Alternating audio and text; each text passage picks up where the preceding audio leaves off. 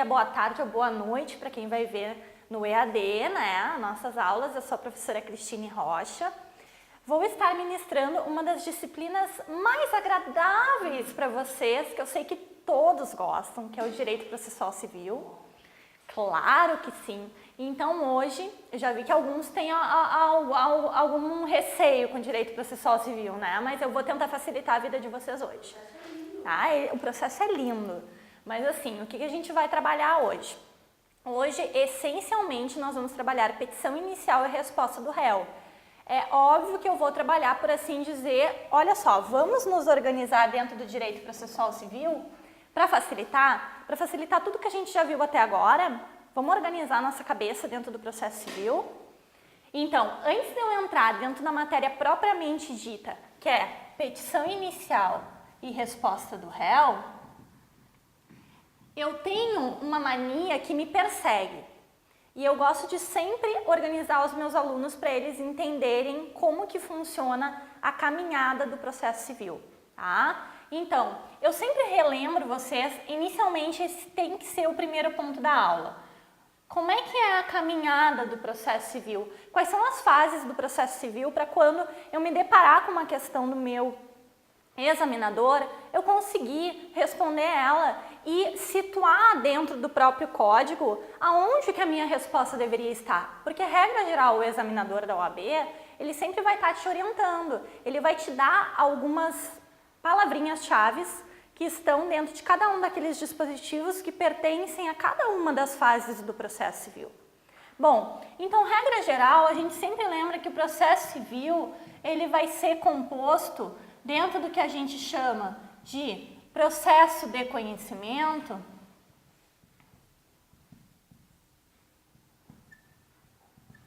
inicialmente por 4 fases. Eu tenho uma fase que é a minha fase postulatória, que é a fase que nós vamos estudar hoje, é a fase que vocês vão estudar comigo hoje. Então, eu preciso que vocês relembrem que essa é a primeira fase do processo de conhecimento, tá?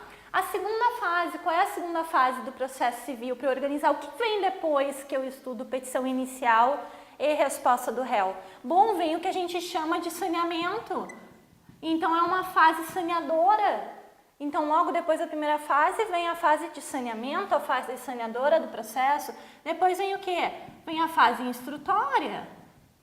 E por último, vem a que vocês normalmente sempre lembram, que é a nossa fase decisória.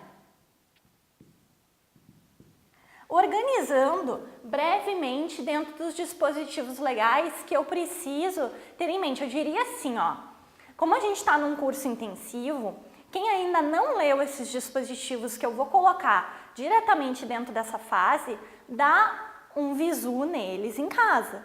Porque eu diria assim, esses são aqueles dispositivos que se a gente fosse pegar o nosso CPC e grifar com o nosso marca-texto, aquele mais colorido, aquele mais gritante de todos, esse estariam realmente em vermelho, tá? Então, quando eu estou trabalhando dentro de fase postulatória, os artigos indispensáveis que eu vou ter que, por assim dizer, analisar, tá? Quando eu começo com uma concepção de autor, que vocês já estão acostumados com autor e réu, né? Já estão acostumados que, regra geral, também vai poder haver, por assim dizer, um litisconsórcio, ou seja, uma pluralidade, seja de autores ou seja de réus, tá? Mas, regra geral, quando eu estou falando de autor, eu vou ter que dar uma lida no artigo 319 a 332 do CPC. Eu já estou orientando vocês quais vão ser as bases legais que vão ser alvo do nosso estudo da aula de hoje. Feito? Mas eu preciso saber que agora houve uma mudança dentro da orientação do direito processual civil. E dentro do que há uma ideia de fase postulatória, eu tenho, além dessas formulações efetuadas pelo autor e pelo réu, eu também terei algo que se chama nossa audiência preliminar de mediação ou de conciliação. Então, isso também está dentro do que a gente chama de fase postulatória. Essa audiência, ela encontra-se no nosso artigo 334 do CPC. Feito? Quando eu começo a falar de manifestações do réu, eu vou precisar ir diretamente para os artigos 335 a 343 do CPC. Então, esses são os dispositivos legais, eu diria assim, que no mínimo o aluno tem que passar os olhos, ele vai ter que dar uma lida quando a gente está trabalhando com petição inicial e resposta do réu. Para fazer, por assim dizer, um caminho para vocês, para já dizer assim, bom, se eu desse dicas, quais artigos que vocês teriam que dar mais uma olhada? No mínimo para relembrar o que é o saneamento e relembrar que hoje em dia a gente pode ter inclusive uma audiência de saneamento, né?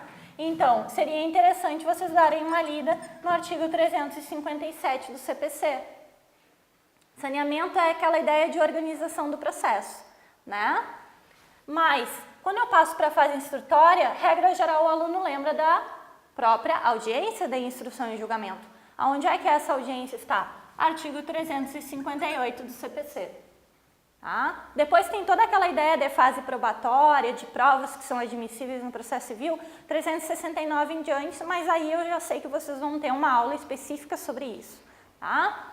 Seguindo, uma ideia de última fase que, por assim dizer, daria final ao nosso processo de conhecimento. Quais seriam os artigos indispensáveis à leitura? 485, 487 do CPC. Nunca esqueçam que essas aqui são consideradas aquelas sentenças que são havidas naquela fase final do processo de conhecimento.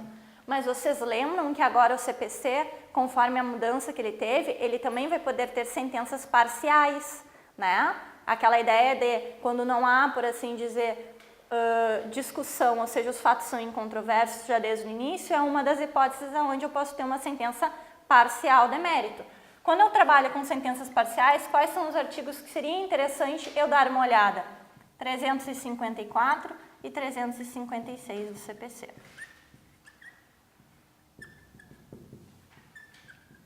Aqui eu quis fazer uma orientação para vocês daquilo que nós chamamos processo de conhecimento, para vocês compreenderem que a nossa aula de hoje vai estar versando sobre a fase postulatória, que é a fase 1 do nosso processo de conhecimento.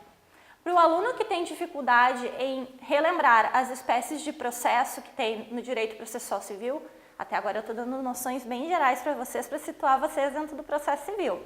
Tá? Então, para o aluno relembrar aonde está essa ideia de processo de conhecimento, qual é o artigo que ele precisa ler, inevitavelmente? O artigo 318 do CPC.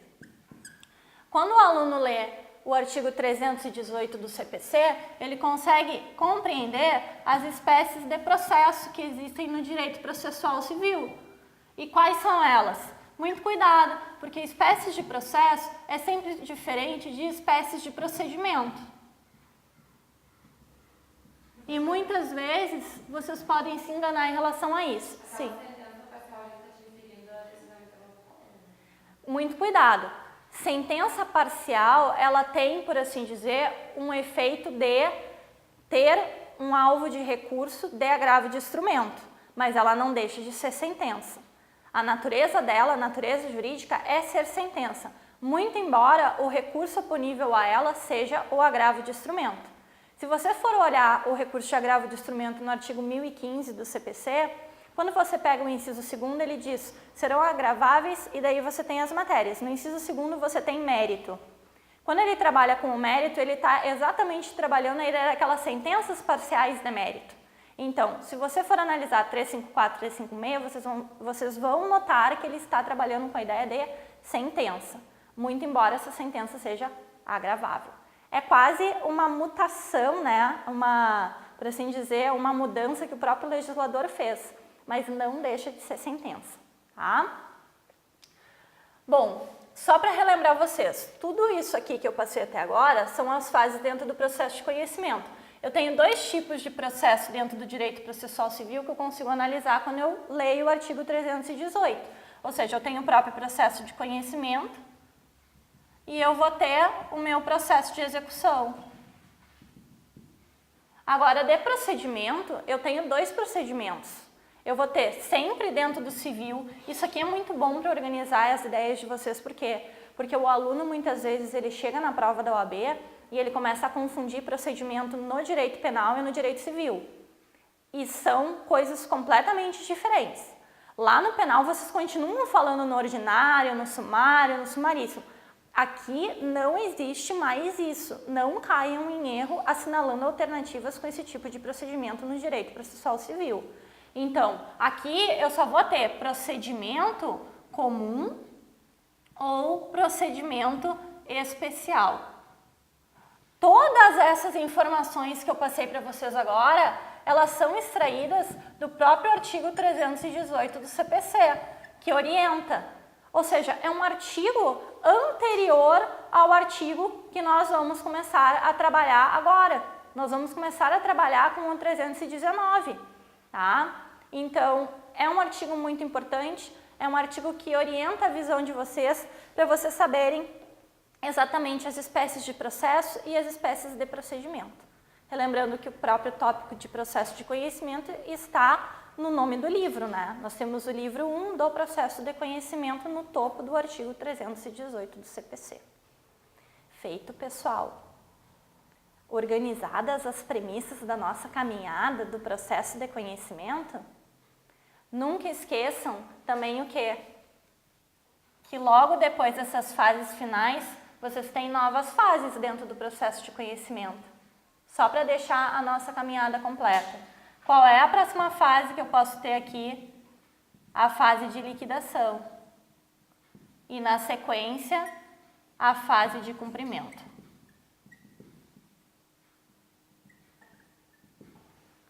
São duas fases que se desdobram.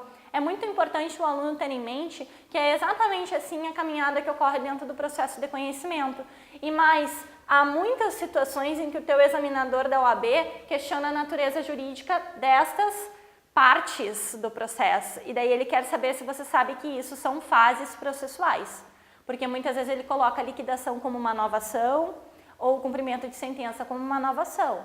E você precisa saber que isso é um desdobramento, ou seja, é uma fase do próprio processo de conhecimento. Feito? Essas fases aqui vocês vão estudar em aulas seguintes. Hoje vou me deter dentro da fase postulatória com vocês. Feito o norte geral, iniciamos a nossa aula. Bom, antes de eu colocar os tópicos relativos ao nosso sumário, a nossa aula vai estar feita em 3 blocos. Inicialmente, todas as questões concernentes às postulações, às formulações realizadas pelo autor. Em um segundo bloco, vamos analisar a audiência preliminar de conciliação e de mediação. E num terceiro bloco, sim, a resposta do réu. Feito? De qualquer forma, eu gostaria, antes de tudo, muito embora não estava no material de vocês, deixar o meu e-mail. No caso de haver alguma dúvida ao longo do estudo, se vocês quiserem entrar em contato comigo, saibam que eu respondo rapidamente e-mails, tá? Então, o meu endereço para contato, é cristine.advogada@gmail.com. Sintam-se à vontade para entrar em contato, havendo qualquer tipo de dúvida, seja o do pessoal do presencial, seja o pessoal do EAD. Vamos lá, então. Respirem fundo e vamos analisar o nosso direito processual civil. Bom, vou apagar, por assim dizer, essa parte da nossa caminhadinha para eu poder utilizar o quadro com maior amplitude.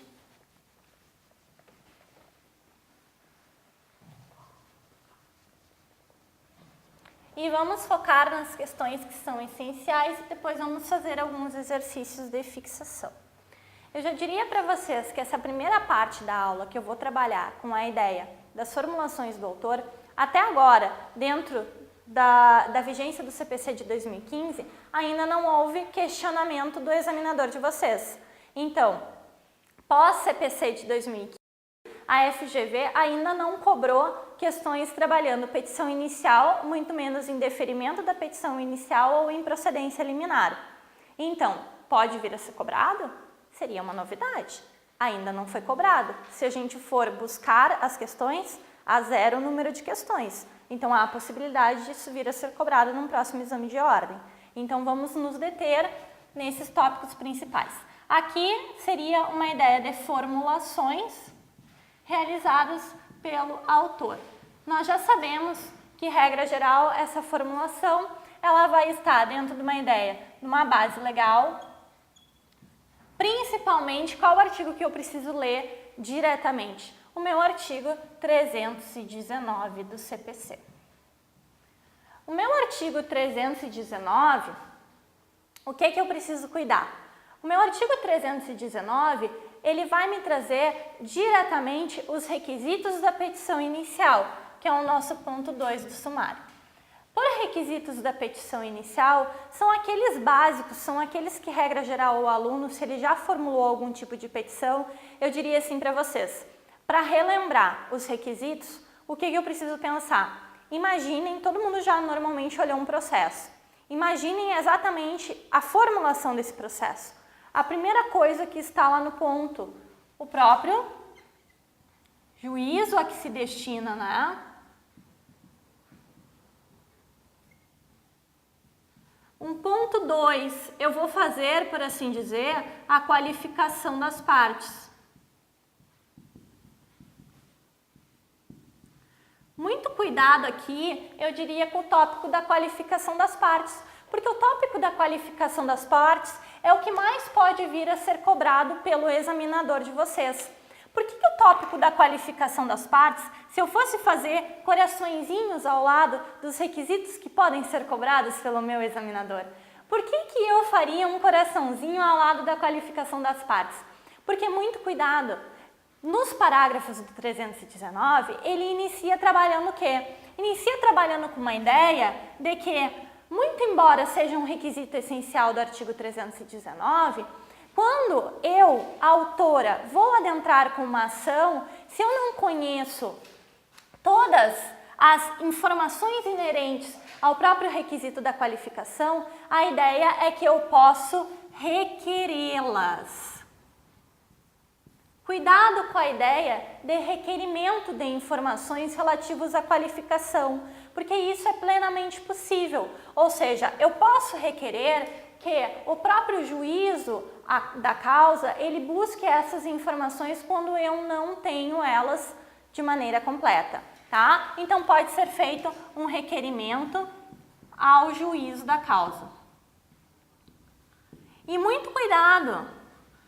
Quando eu tenho uma ideia de que ocorre um ônus demasiado na busca por essas informações, cuidado com a ideia de ônus demasiado. Porque quando eu tenho um ônus demasiado, ou seja, uma dificuldade real que acaba por assim trazendo custos exacerbados ao processo, a fim de eu conseguir buscar todas as informações relativas à qualificação, a ideia é de que isso nunca pode interferir no quê?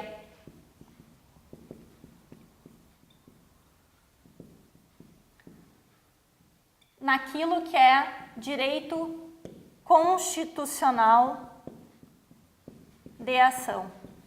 Aquela ideia do jus postulandi que muitas vezes aparece na prova de vocês. Ou seja, quando eu tenho custos demasiados para conseguir os dados relativos à qualificação do meu réu, e isso acaba trazendo, por assim dizer, custos exacerbados ao processo, isso jamais poderá interferir no direito constitucional de ação. Significa dizer a contrário senso, conforme o meu legislador me traz. Significa dizer que, vou até colocar em vermelho, não poderá ser permitida o indeferimento.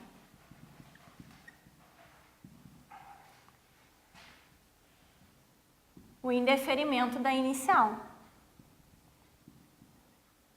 Isso pode vir a ser cobrado pelo examinador de vocês, porque está nos parágrafos e muitas vezes o aluno se detém apenas nos requisitos e não se dá conta de que existem situações que acabam, por assim dizer, especificando e trazendo exceções, e vocês sabem que, regra geral, as exceções gostam de ser cobradas a nível de concurso, e a OAB não deixa de ser um concurso hoje em dia, né? Pelo nível de dificuldade que nós estamos enfrentando, eu já trato a OAB como um concurso. Então, eu diria, exceções normalmente adoram ser cobradas. Feito? Bom, seguindo, depois que eu trabalho com uma ideia de qualificação, é óbvio que eu vou ter exposição de fatos e direito. Até aqui, tranquilo, nenhuma novidade, né? Mas, cuidado com esse aqui, eu também faria um coraçãozinho nele. Por que eu faria um coraçãozinho no quê? Na especificação dos pedidos. Gente, eu vou trabalhar com vocês pedidos a partir do artigo 322 do CPC, tá? Quando eu trabalhar essencialmente artigo 322 e artigo 324, o que nós estaremos analisando ali? Que regra geral agora pelo CPC de 2015, todos os pedidos eles têm que ser certos e eles têm que ser determinados. Então, muito cuidado com a ideia de especificidade. A ideia é que, muito embora eu venha formular pedidos, esses pedidos agora pelo CPC de 2015 têm que ser sempre específicos. Sempre. Tá? Então, o nosso ponto 5, eu vou seguir dentro da ideia do que? Vou ter que indicar também as provas, as quais eu vou querer realizar, né? Provas sempre vão ter que estar indicadas desde pronto. Isso não significa muito cuidado com o que? De pronto, eu já vou requerer a produção de todas as provas admitidas em direito, até aqui vocês estão bem tranquilos. Mas aqui eu não traria nenhuma novidade falando isso para vocês. Muito cuidado, porque qual é o momento inicial aonde o juiz já vai fixar as provas que serão feitas dentro do processo?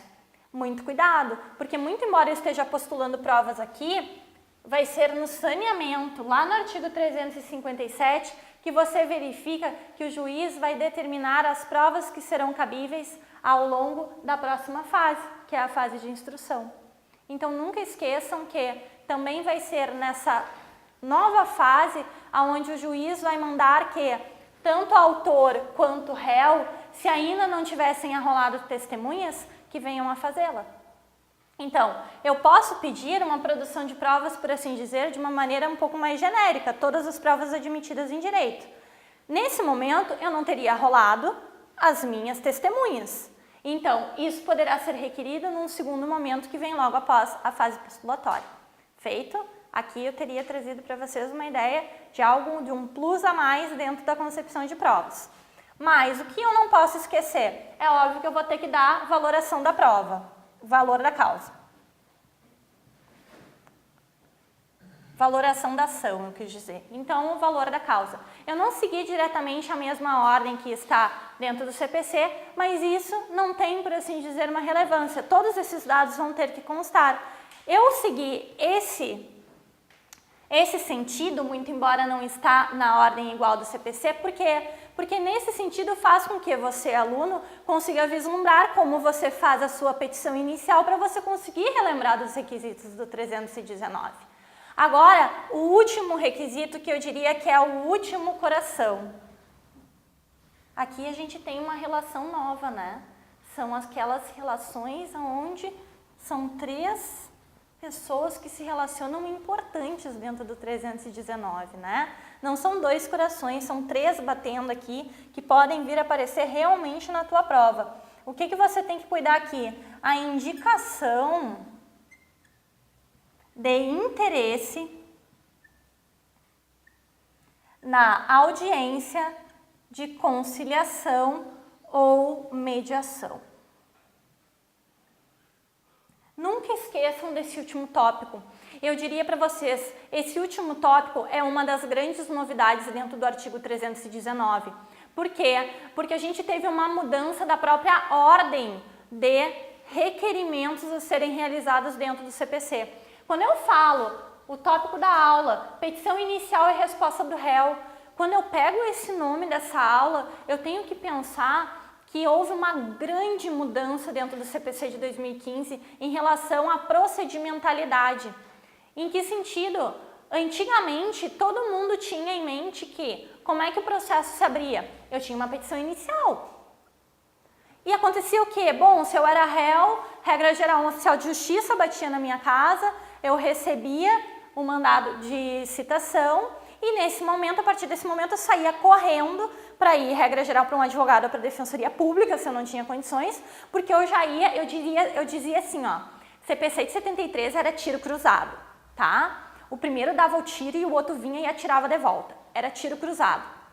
Agora não é mais tiro cruzado. Agora o primeiro dá o tiro e tu tem que engolir o tiro dele para tentar conciliar e muitas vezes dar de cara com essa pessoa ainda, obrigatoriamente, para só depois atirar. Então agora pelo CPC de 2015, se a gente fosse brincar, a vingança é um prato que se come frio. Porque você vai ter que aguardar a data da marcação da audiência de conciliação e de mediação, tá? Então, muito cuidado, porque aqui é imprescindível. Por quê? Porque isso aqui vai orientar a compreensão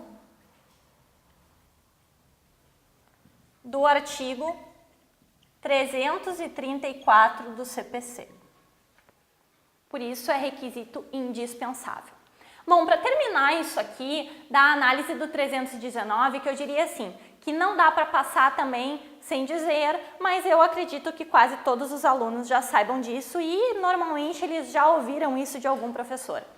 Nunca esqueçam, só para terminar, que há alguns requisitos novos dentro da qualificação das partes. Qual é um requisito muito novo que está dentro da qualificação das partes e que, regra geral, tem que colocar? O endereço eletrônico.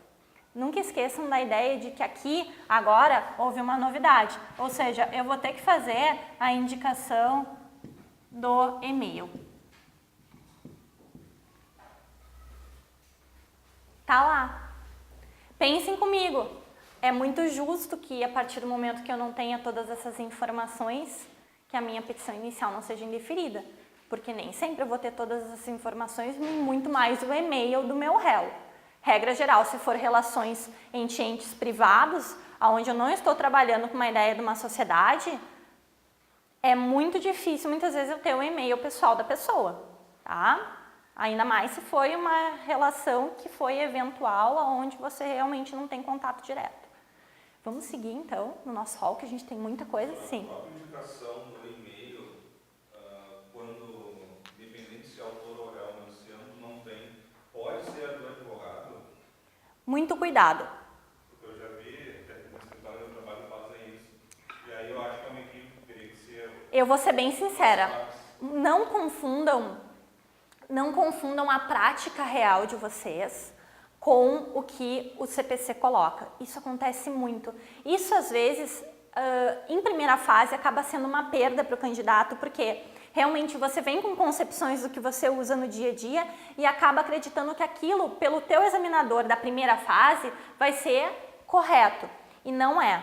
Realmente, o artigo 319, ele coloca que é da parte, não do advogado. Agora, muito cuidado com o quê? Com a exceção de quando o advogado está atuando em causa própria. Porque se o advogado está atuando em causa própria, vai ser dever inerente dele fazer a indicação. Tanto que está em casos de indeferimento da petição inicial, quando ele não faz esse tipo de informação. Então, muito cuidado. Se o advogado é a parte, beleza. Agora, se o advogado é patrono de outrem, a ideia é que o e-mail se está se referindo a essa parte que ele patrocina, nunca a ele. Muitas vezes a prática, durante o dia a dia, ela é a aliada de vocês na segunda fase, mas em primeira fase, muitas vezes, ela se torna inimiga. Então, muito cuidado. Aqui é da parte. Estaria errado, mas eu vou te dizer assim, muitas vezes, no dia a dia, é aceito. E se a parte não tem e-mail? E se a parte não tem e-mail? Daí você pode colocar, desconheço, informação desconhecida. Tá? Mas daí isso aqui muito mais para uma ideia de prática. Se não vir na OAB, vocês sabem que é informação que fica em branco, né? Mas a ideia é que o e-mail vai ser sempre da parte. Sim. É só o e-mail, não pode ser nenhuma outra rede social? A colega perguntou, é só o e-mail, não pode ser nenhuma outra rede social. Regra geral, você está falando, quando você lê o 319, inciso 2º, que trabalha com a ideia da qualificação, ele trabalha com a ideia de endereço eletrônico. Endereço eletrônico é o e-mail. Então não seria, por assim dizer, Facebook e tudo mais. Isso não significa dizer que dados constantes no Facebook, LinkedIn e outras redes sociais não podem vir a ser utilizados no processo civil. Sim, poderão, mas daí numa ideia de prova documental. Feito, lá a partir do 369 em diante, que trabalha com as provas.